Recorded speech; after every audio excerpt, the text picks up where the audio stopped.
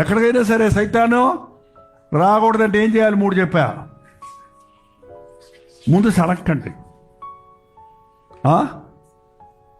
2 క్షమించి కోపడకండి, సడక్కండి.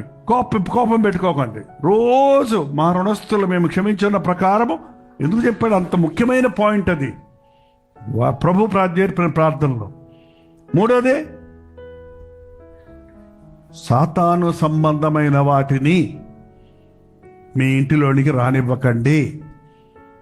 అవి వస్తువులు కానివ్వండి, బొమ్మలు కానివ్వండి, చెడ్డ పాప సంబంధమైనవి కానివ్వండి. ఎందుకు మీ ఇంట్లో చీట్ల బ్యాక్ ఉన్నాయంటే